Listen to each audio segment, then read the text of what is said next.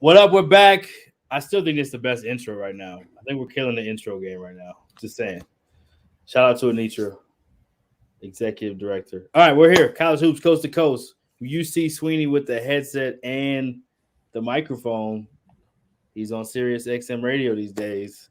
Give a quick shout out to Field 68. Not that they need it from us, but let's give a quick shout out before we start the Sweeney 7. Yeah, Rob Doster and Jeff Goodman are killing it, as I think people would have expected, maybe a little quicker than some people thought they would get kind of the market traction that they have. And I'm just super grateful that they've welcomed me on into the network, and I get to co-host on Field 60 After Dark. I was on with John Fanta and Terrence Oglesby this past week. I've been on with Doster and Randolph Childress this coming up. Been on with all sorts of dudes. So it's always a pinch me moment. It's always a lot of fun, especially now with Sirius contract. If you want to listen, 11 p.m. Eastern every single night, channel 84, Sirius XM. That's the ESPNU channel. So check it out. Let's get it. Yeah, I sent a tweet out just the other day about them getting this contract. I was one of many, but me personally, I just think that they are not only are they killing the game with the innovation, but they've changed the game. We kind of had this conversation last year to do this, not having any idea that I didn't have any idea they were doing that, but that is on a whole Field 68 is on a whole nother level because they have so much content, so many different people hosting, so many different teams get kind of their own little feature lane within it. And they're getting mid-major love now too, not just high major and high level stuff. I love it. I love that they're getting the young guns coming up in it too. There's really genius about that. I got to give it to them. Really genius, because it's like you got the old heads that have been doing it, Rob Dawson, Jeff Goodman, etc. But then you got all the young guns coming up that have their own little niche within it. So it's just good for the game, period, which is what we want. So anyway, I'm going on and on. Let's talk about the Sweeney 7. You know what we do at this time. Off the gate, Auburn. They have won. Hold on, let me see. I just wrote this down.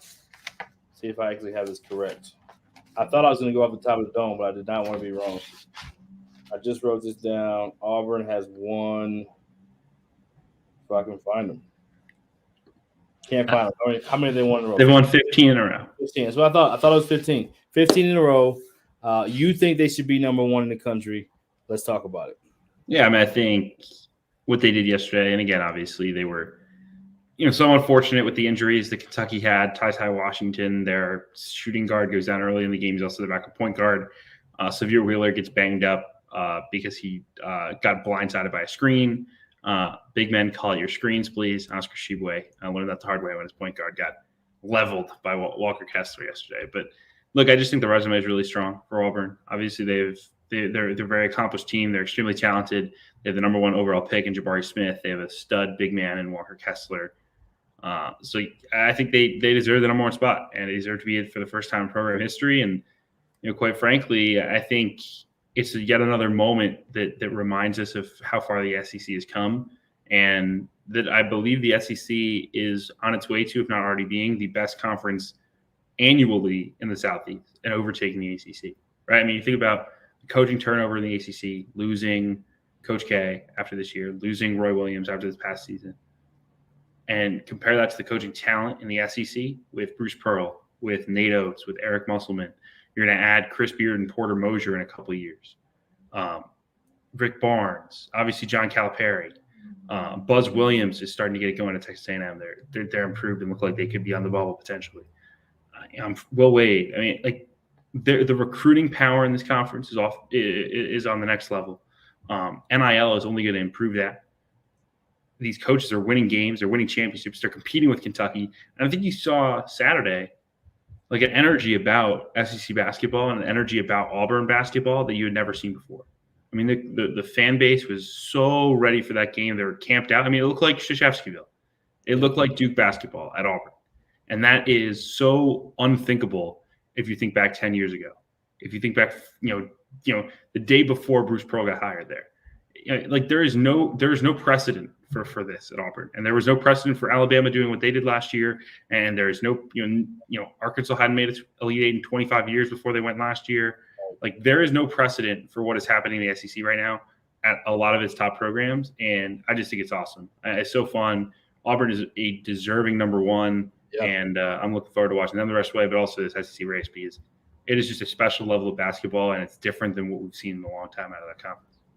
Yeah, different not only from a coaching standpoint, but I think you may have touched on it, the player standpoint. There's pros on top of pros on top of pros in this league. Talk about with the number one. Will Auburn be able to get to number one, even though Gonzaga's won now? Gonzaga may not lose another game. Will Auburn have a chance because of their strength of schedule to trump them, you think? Talk about that real quick. So it was so close last week. Auburn had more first-place votes than Gonzaga. And the only thing that stopped them from being number one was that Jesse Newell, who's the Kansas City, or I forget what I think it's the Kansas City Star, but it might be a different newspaper. I apologize if it's not the Kansas City Star. He covers Kansas, and he is very analytically driven. And essentially, he combines Ken Pom and Torvik and I think strength of record and like a few other of the metrics and puts together his top 25. And Auburn coming into the week was 9th in Ken Pom. And so because of that, they were, I think, 8th in Jesse Newell's poll, and that dragged Auburn down enough that they weren't the number one team, even though they had more first-place votes. So just by the virtue of the fact they beat Kentucky, they moved up to 5. And by going up to 5, I think that alone will probably be enough to push them in. I haven't done the calculation. Right. And that's also Gonzaga maybe loses a first-place vote or two after Auburn wins that game like they did. No, obviously San Francisco is very good, but Gonzaga didn't overwhelm San Francisco this week. So I would guess that on Monday Auburn will be the number one team in the country. Yeah, I would guess as well. Speaking of really good basketball leagues, let's talk about the Big East. The league is wide open. Marquette is probably the hottest team in the league, and then you still have everyone else that's at the top, the Villanovas, if you will. Providence is playing some elite basketball as well. Talk about the Big East and how wide open it is. Yeah, and we'll get into Marquette when we do our awards for the week because they are a very deserving team after the week that they've had. But, it felt like heading into this week, Villanova was starting to stake its claim. And, right after they lost to Baylor and Creighton by 20 back-to-back games, you said, okay, maybe Villanova's not as good as we thought they were. Maybe they're not an elite team. But since then, they had won 6 in a row. They'd beaten Seton Hall on the road. They'd beaten Xavier on the road. Like, all right, Villanova's Villanova. Villanova's going to be fine. And then they turn around, they lose at home to Marquette. They struggle with Georgetown. Villanova all of a sudden, it's kind of back to the pack in the Big East. And Providence, who's off to a 61 start, has been really, really good, even though, the efficiency numbers don't love them. The metrics aren't necessarily a big fan, but at some point the resumes kick in. They're 16-2 with a road win at Wisconsin, a home win over Texas Tech, a neutral court win over Northwestern. They won at UConn. They beat URI. Like this resume is just unquestionable at this point. And they're in first place for a reason. Marquette 6 winners of 6 straight. UConn is super talented. Creighton even at 4-2 now after this weekend. I mean, you just have to love the competition night in, night out. I mean, we'll talk about Marquette later. Marquette started 0-3 in this league. Yep. They lost 3 close games to Xavier, UConn, and Creighton. And then they turned around and they've won 6 in a row. I think that's a great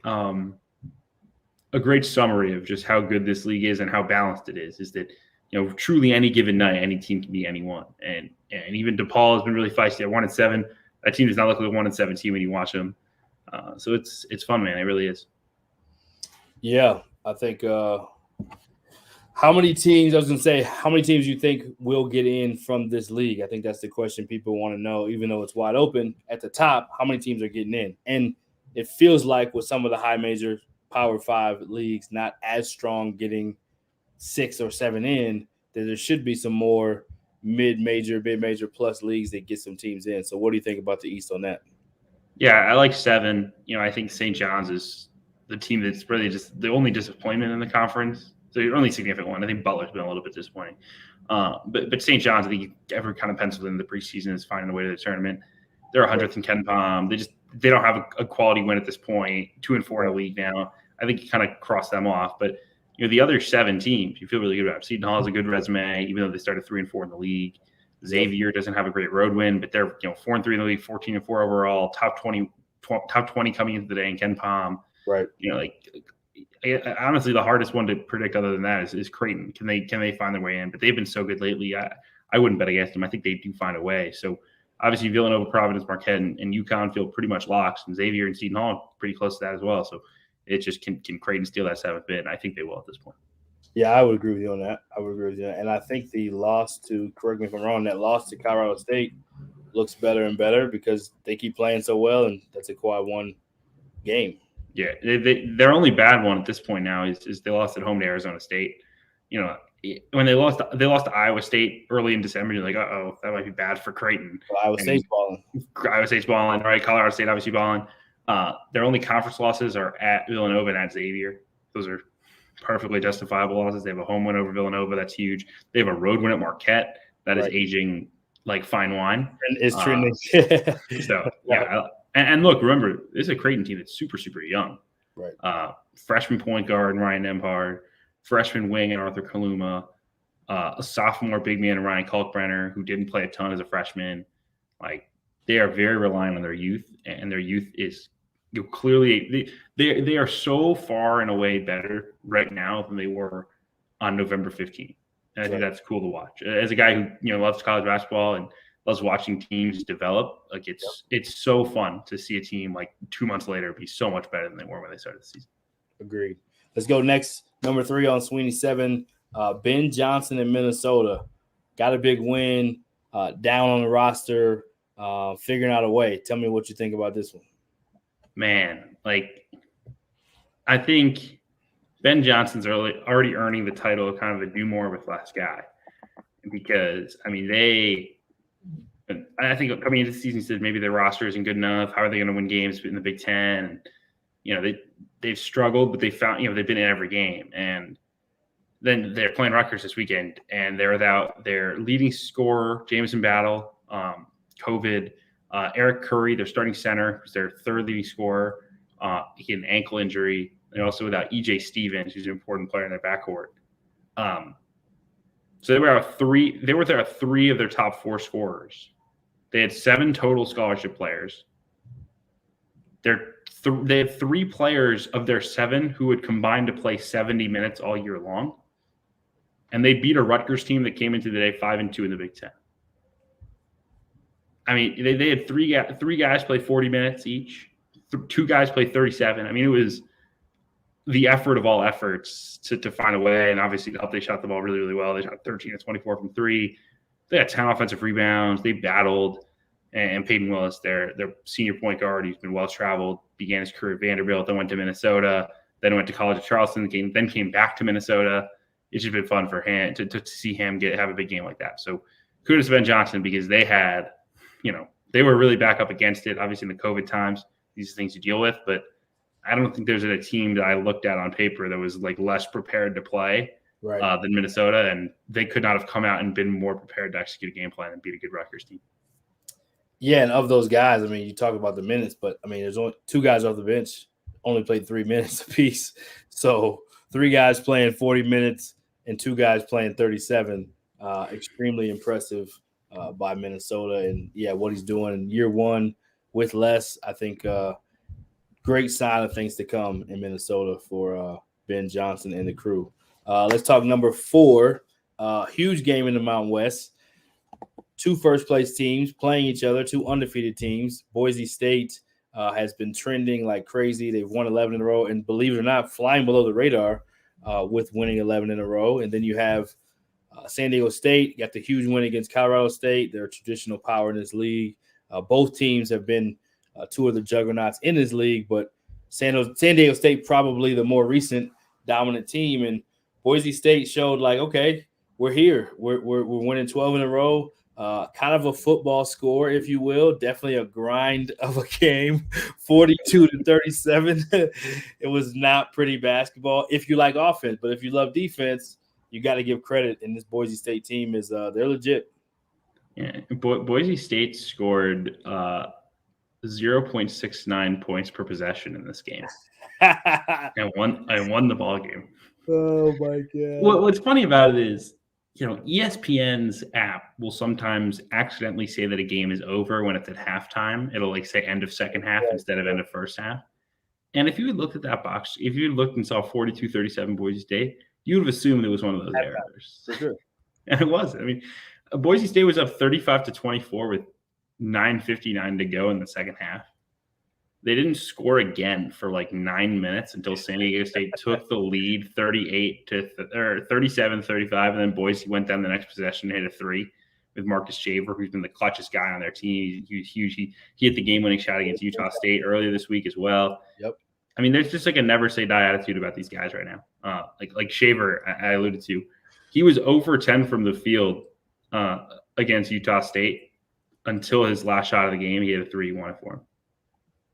Like, it takes a special belief and a special coaching staff to empower a kid to, take big shots when you're in those situations. So, their resume in the non-con was probably the worst of the at-large contenders in the Mountain West.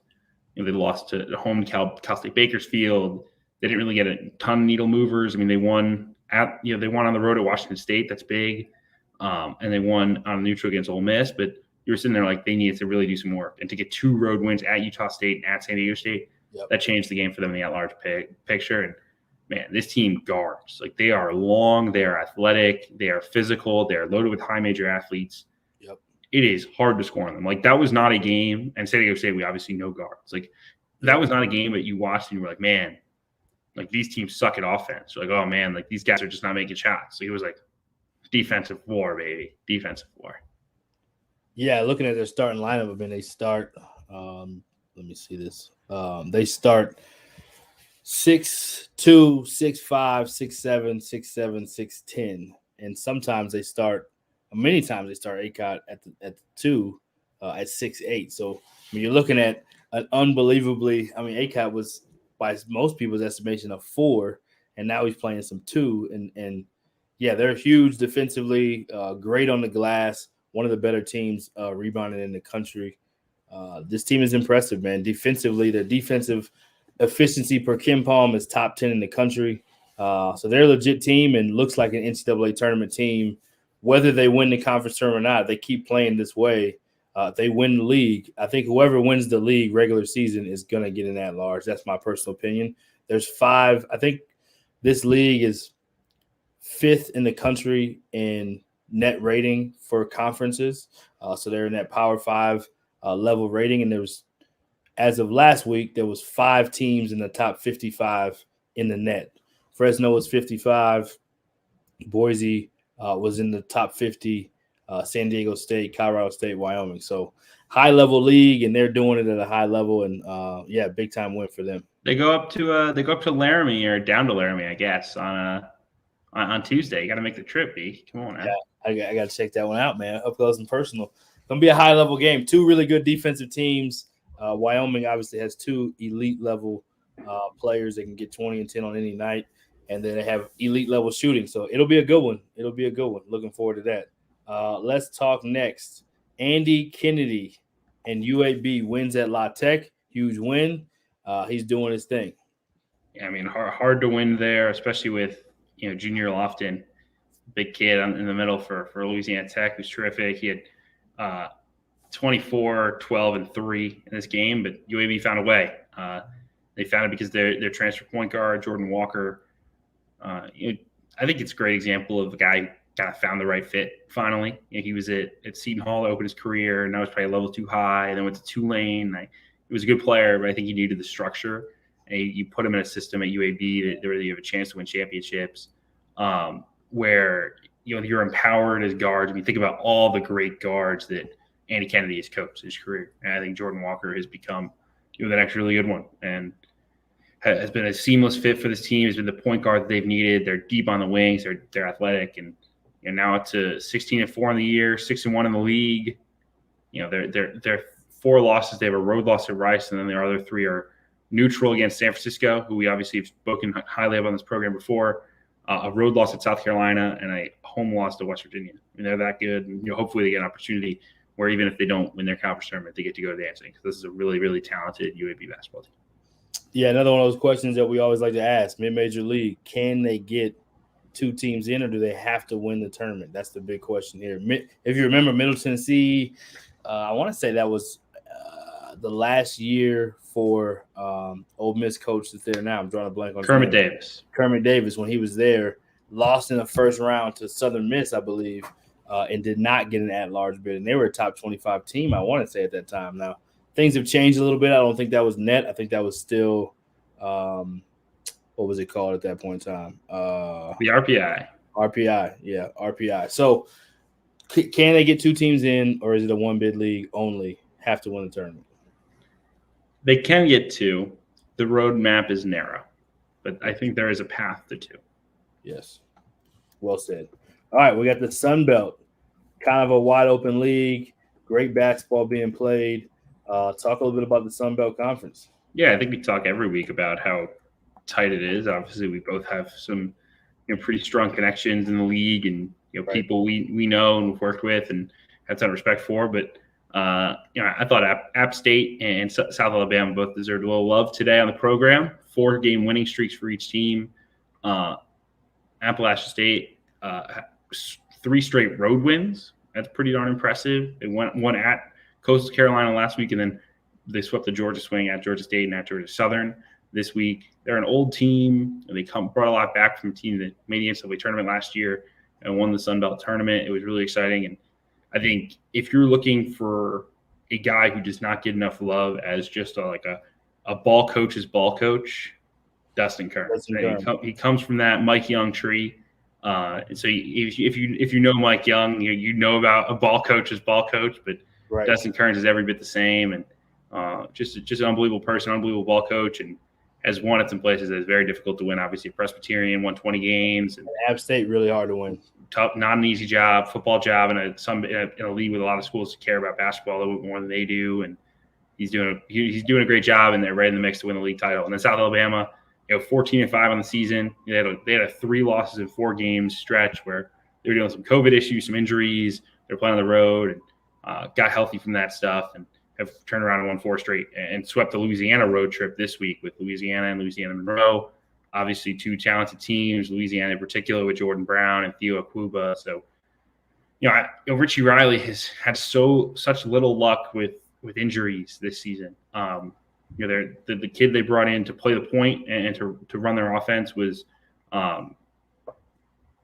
playing Alden Parham, the kid from VMI, who averaged 18 points games, grading ball screens, would have been perfect for Richie Riley's system. Right.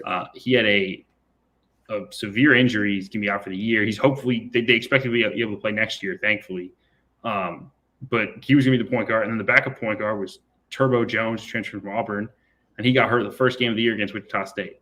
Right. He came back this weekend finally and had 2 solid games. He had 9 points and 6 assists against Louisiana, 8 points and 2 assists against Louisiana Monroe. So, they've been dealing with some injuries. You look at their roster in September and you're like, all right, how is everyone going to get on the floor? Like, they have so much depth, so much talent. Right. And by late December, they were playing 7 guys who were out of guys. And obviously that's challenging, but I think, with Charles Manning, with J.J. Chandler, with Javon Franklin, now to add Turbo Jones back into the mix, this team's going to be pretty good, pretty force to be reckoned with, and win 20-plus games, and certainly right in the mix to be an NCAA tournament team in this wide open time. Yeah, I think it was maybe not last year, but the year before that. When COVID shut down, they won every game in the month of February. Yeah, them and Siena were the 2 teams that won 10 in a row into the COVID shutdown, and it was man, this was brutal. So, last one, Loyola, Maryland, first place in the Patriot League, won 5 out of 6, playing some high-level ball. Tavares Hardy, huge friend of myself, played college ball with my brother at Northwestern, and was also in our MTE Rising Coaches Classic, doing his thing. They were not necessarily ready early. They were young, and he knew that, but the schedule has paid off, and they're playing some great ball. Yeah, any chance we get anytime we get an opportunity to shout at a fellow Northwestern Wildcat. So, shout out to Tavares Hardy. But no, look, whenever you're a program like a Loyola Maryland, you produce a first-round pick like Santi Aldama was, you kind of wonder, where do you go when you lose that guy? And they struggled last year and the year before with him. Obviously, they had some injuries. Last year was the COVID year, which was really challenging, especially when you're an international-based team, because you've got guys that struggle, visas and all the important stuff that allow your international guys to play. And they made a run of the conference tournament, but It just never kind of clicked. Made it all the way to the finals. Just didn't have enough firepower left. Not enough left. So, you kind of wondered this year, like, what are they going to be? And it's worked. I mean, they're 6-2 in the league now. They won it, early in the conference season. They won at BU. BU returned the favor and beat them in their gym just this week. But I mean, they just deserve a lot of credit. Their point guard Cam Spencer has been really, really good, taking care of the basketball, attacking off the basket. 25 this weekend against American. His brother Pat Spencer was the lacrosse player turned Northwestern point guard, who Tavares Hardy actually helped make happen to get to Northwestern. And so it was kind of a cool story with them and their whole team. And obviously they recruit internationally at a high level and have some good international players. A young kid, Milos Ilic, who's been really good for them in double figures a lot of games. So this team's a factor in the Patriot League, kind of the forgotten about team out there. Obviously, a lot of people talk about Colgate. They beat Syracuse early in the year. BU's obviously a perennial power program, but and even for Tavares in year 3 to have, year 4, God, time flies. To have a team that could potentially win the league is pretty cool for him and for the program. No doubt. And shout out to him also for having, I think he's the only program in the country that has 2 female staffers that are full-time positions. I think he might have the only assistant coach now in Tiny Adams, now that Nisha Curry works with Portland, who was at Maine, and then also Sydney Hines is the director of ops. So shout out to him on that as well. Weekly awards. This is a fun time of the show. Let's talk weekly awards. We'll go high major team of the week first. What you think? Yeah, I put Marquette down. I was actually up there today recording on Sunday and saw them play Xavier. And there's an unbelievable belief inside that program from their players in Shaka and what he's building and what they want to build with him. And, I think one of the things that really stood out to me, I think it's one of those things you notice in person that you might not watch on TV. Most college basketball teams, their shots falling, that dictates how well they're going to guard and how much they want to guard. You're talking like a coach right now. I like what you're doing. I talk to enough coaches. I hear it enough. It's rubbing off. Right. So a lot. Most teams, that's what you're going to deal with. Marquette is the opposite. Marquette, their defense is what allows their offense to click, and it's not in we're going to get out and run and get easy looks. Right. It's a confidence thing. Right. And Shaka said it today. Like their best player, Justin Lewis, he had 13 rebounds today. It was his best rebounding game of the season, I believe. And he said he came out and had like a tremendous energy about him rebounding the ball, and I think it translated to him shooting the ball. He had his best shooting game of his career. He made he was 4 for 7 for 3. He was awesome. So I just think it's cool to see a team that is so bought in and so willing to work that you kind of have the flip narrative where it's all about the defensive end, and when they're really guarding and getting stops, it's translating into hitting threes and open up the floor and getting some big wins. So six straight wins in the league. 1 at Villanova this week. Beat Xavier today. 2 ranked wins. That's really exciting stuff and a great barometer for the job that Shaka is doing in year 1 in Milwaukee. Yeah, I think Shaka got a lot of slack for some of the stuff that went on in Texas. Not that it was his fault, but I think that not only one did he have some high-level pros he recruited there and then are doing well in the NBA, but I think Rick Barnes has proven that job you can be underappreciated pretty quickly and then go to another place and have enormous success. You had a tweet about that. If you don't mind touching on it real quick before we go to the next one, that would be yes. Great. So what I tweeted was an analogy I came up with. I don't remember who I was talking to about this when I came up, but I love it now and I can't get rid of it. Is that coaching at Texas is kind of like being a 7-year-old kid in a candy store with no parents.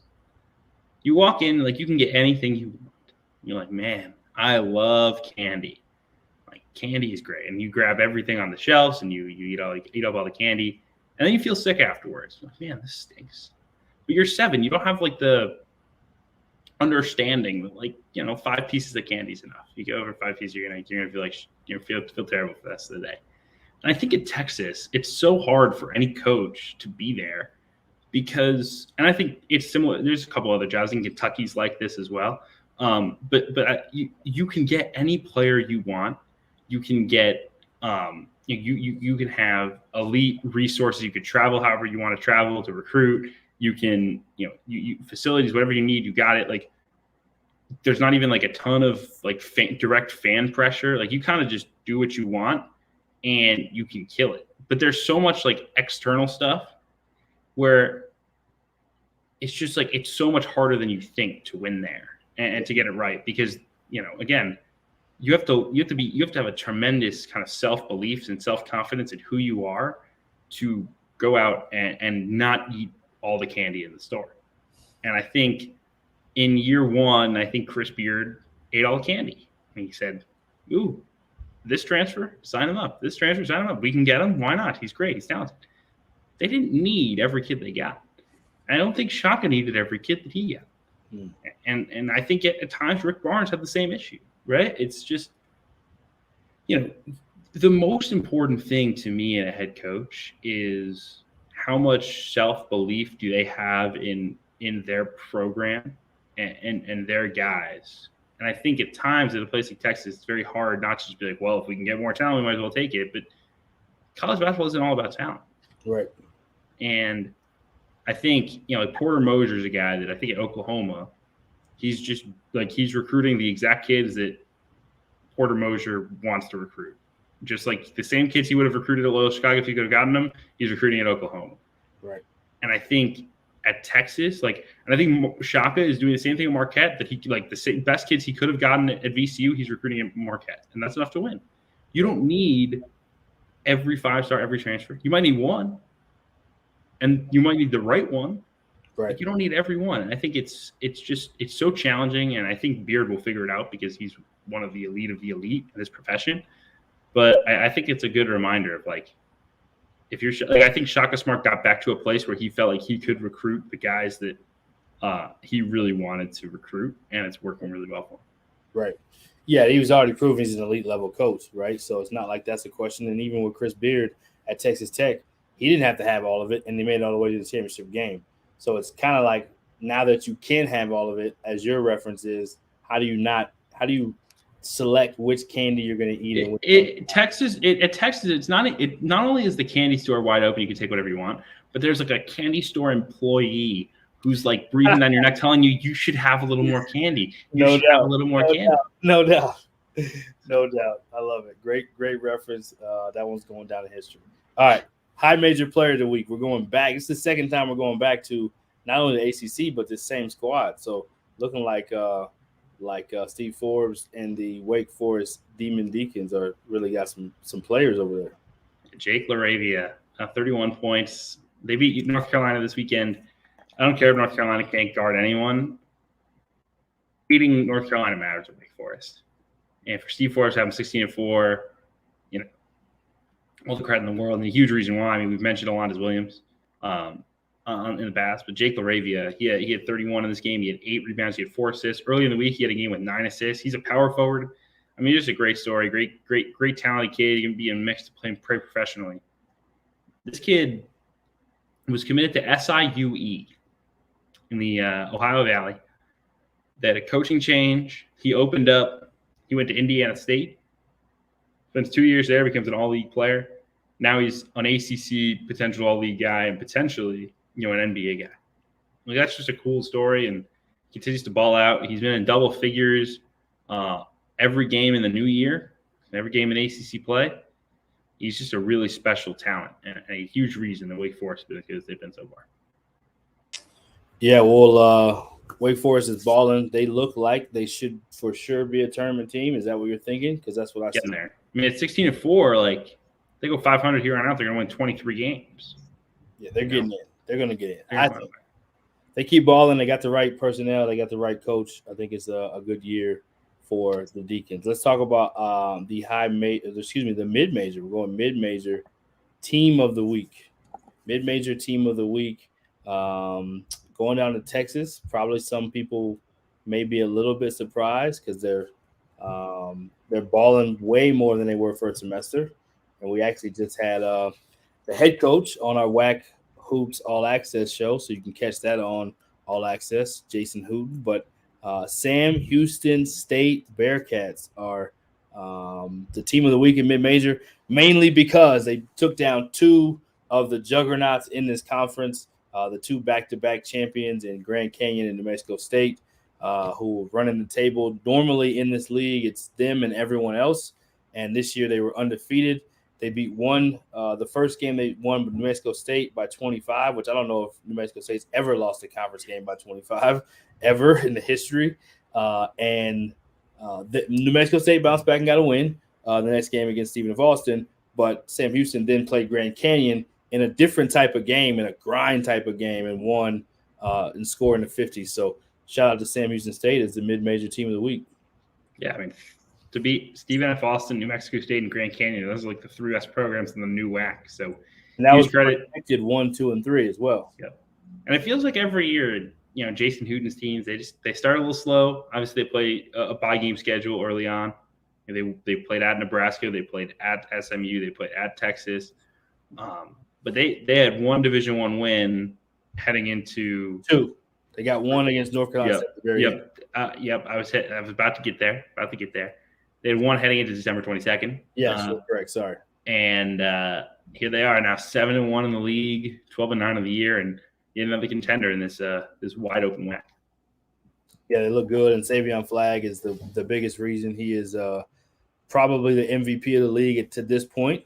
He's the leading scorer in the league, the Texas A&M transfer, playing at an elite level. And speaking of mid-major players playing at an elite level, we're going to go down to Missouri State for this mid-major special. I mean, you can say a lot about Isaiah Mosley and what he did in his performance, but he's been balling all year. He just happened to have a kind of a monster night. 40 ball against Loyola Chicago yesterday. I was there for the second half. Man, that kid is impressive. I mean, he's 6'5", 6'6". He gets everywhere he wants on the floor. He's an elite shooter. He's got great touch around the basket. I mean, I talked to Drew Valentine after the game about it, and he was like, what was so demoralizing for us was it wasn't like they went down the floor and ran a set and out executed us or something. Like they flat out went out on the floor and they set up an isolation, usually for Isaiah Mosley, and he won the battle every single time. And did it help Loyola that they had some foul trouble with Lucas Williamson and Hirugua? No, but at the end of the day, Loyola's one of the best defenses, the most well-coached defenses. They've got elite personnel with Lucas Williamson and Hirugua, who are two of the top probably 30 defenders in college basketball. They've got other really good defenders as well. With Braden Norris is really good at the point of attack, and St. Thomas is long and athletic. They gave him some minutes, and Schwieger's not a bad defender. For Isaiah Mosley to do that on the road again in a sold out crowd against a team that had not lost a home game in their last 30 home games. They had won 30 straight home games. He leads them in there, and he won. They won it by, I think, 10 was the final. They were up by 20 late in the second half, and then Loyola made a real push, almost won the game. They had a real chance to win it and just didn't quite get over the hump. But, I mean, Isaiah Mosley is a special, special player that people really need to pay attention to. Yeah, special player and kind of one of those mid-major. If you're looking for a mid-major guy whose ability translates to the next level, he is a guy that can step into the NBA at whatever time he gets his time to actually get minutes. He has a translatable game that he'll be able to stick in the league and do some great things at that level too. There were at least 4 NBA scouts in the building for that game, so no doubt. I'm sure they liked what they saw. No doubt. I think they did. Let's talk HBCU. Team of the week. We talked about this program quite a bit. Rob Jones continues to do what he does. I think he had the best start in the conference history this year, and they're picking up where they left off in the start of the year, and they're starting to trend upward and get separation in this league a little bit. Talk about Norfolk State.